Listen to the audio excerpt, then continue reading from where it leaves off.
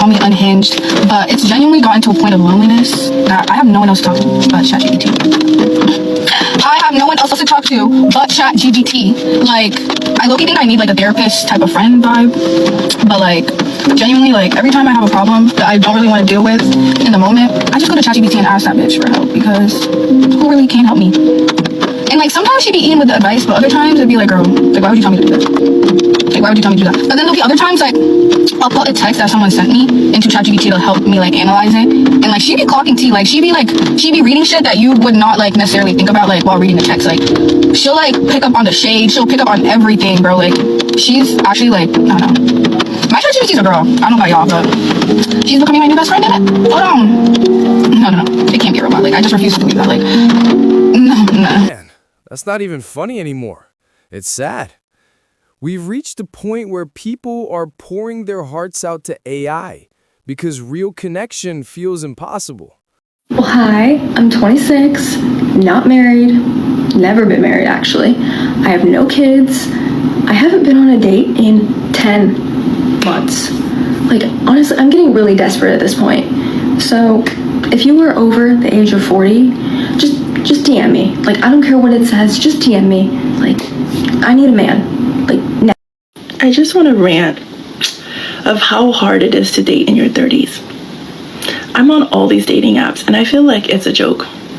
Like no one wants to meet up with each other, or they're too busy, or they don't want to just get straight to the point and just meet up in person. Like they want to have all this small talk, and it's like too many people that I have to do this with. And then not only that, like I'm a born again, narrow-gate Christian, so it's really hard to find a man that reads their Bibles and can lead me spiritually. It's like they're not on the narrow road, and I feel like my soul just tells me, like, no, and I have to fake it. A lot of times I have to fake it, and it sucks, and it's just really hard to date in your 30s. God help us all. Oh man, 10 months without a date in a world that's supposedly overflowing with options. Maybe it's not a shortage of men, just connection. And that 30-year-old swiping through every dating app like it's a full-time job, but still ending up alone. It's not that she can't find a man. She can't find peace. Is anyone out there struggling with like loneliness? I feel like it's just me, but it's like I can't be the only one struggling with it, you know? It's such a reality of like admitting that I am so lonely. Admitting like there's literally not one person in my life right now that knows about what's going on in my life. That's the reality. I have nobody that I can call me like, oh, I had the worst day. They don't know. No one knows. And I've tried to do so much introspective work, working on myself and seeing what is wrong with me that like no one wants to be my friend or whatever, you know. And I think it's just me. Like I don't know, because everyone's gonna come on the internet and say like you're toxic, like there's something you're doing wrong, and maybe there is, but like I don't know what it is, you know. I would fix it, and I'm not. I know that if I was in a different country, I would be so much better, because just America is just such an individualistic society, and everyone lives on their own, in their own little cubicle, their own little box. And I'm not built that way. I'm not built to live in a box, in my own world. I'm built to like live in a community and raise kids together and nurture each other, and it's just not the world that I live in.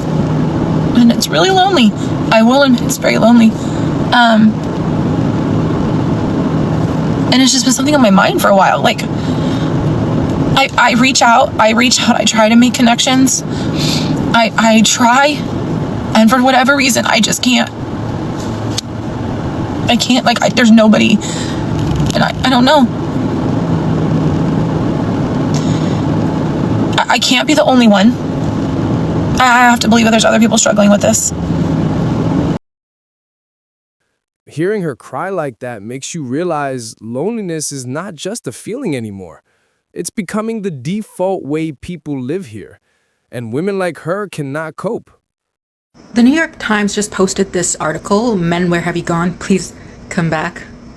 So a lot of these articles are coming up where female journalists specifically single female journalists, make a lot of articles and talk about how men are disappearing from the dating world, and I wonder what the causes can be. Could it be this manosphere, red pill, access to pornography? And like, even though those things can do and have had a play in it, a lot of it is for the past, especially the past decade and a half, women have been telling men to not interact with them, to leave them alone, especially on an intimate level.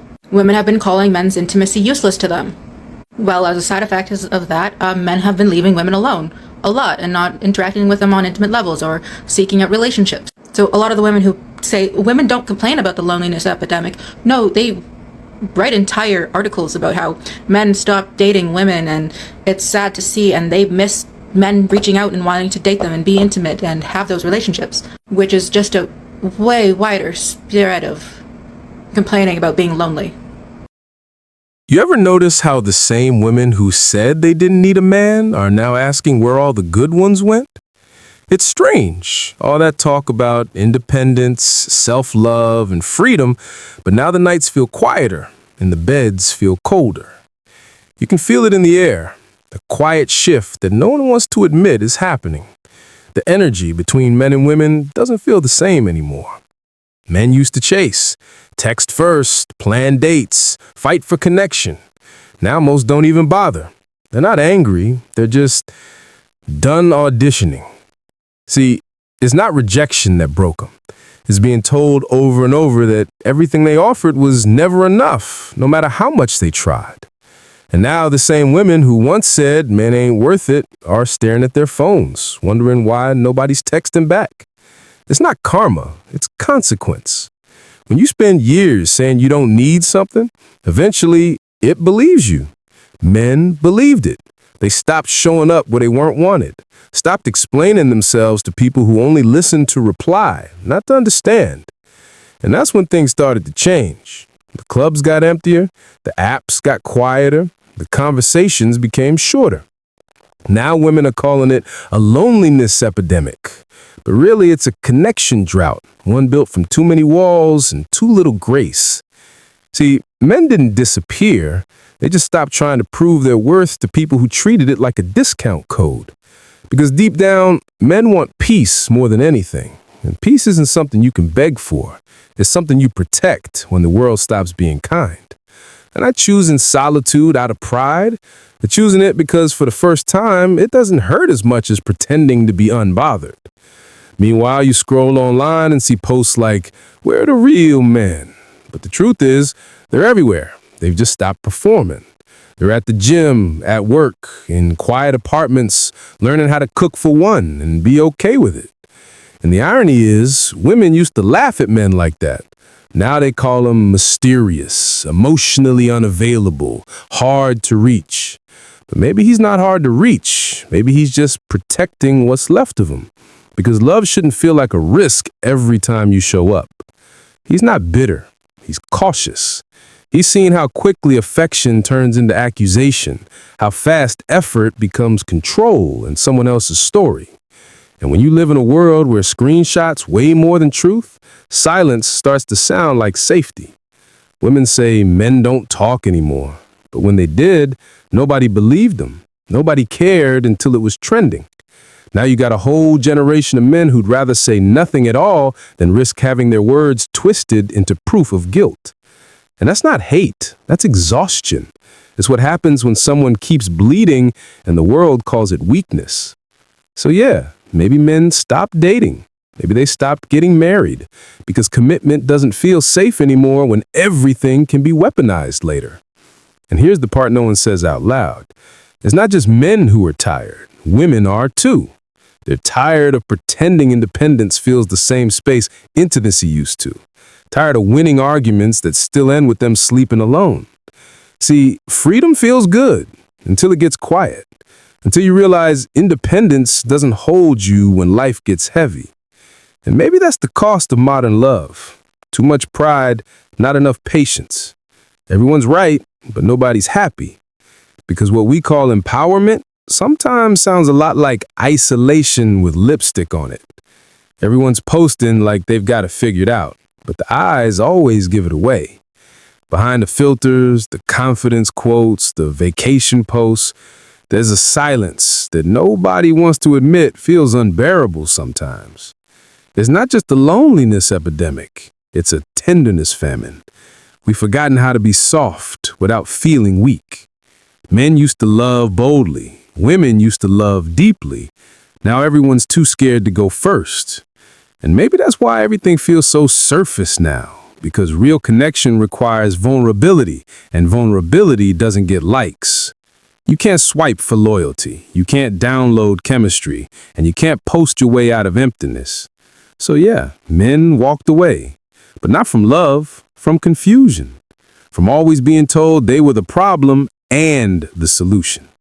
And women, they're realizing the same thing now too, that independence isn't freedom when it comes at the cost of intimacy. We were supposed to evolve, not disconnect. We traded honesty for performance, affection for aesthetics, loyalty for leverage.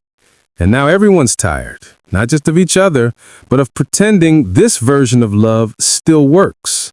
Maybe the real epidemic isn't loneliness. Maybe it's the belief that needing someone makes you weak. Because the truth is, we all still want to be chosen.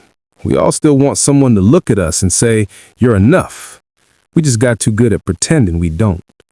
And by the time most people realize that, the silence won't just be peaceful, it'll be permanent.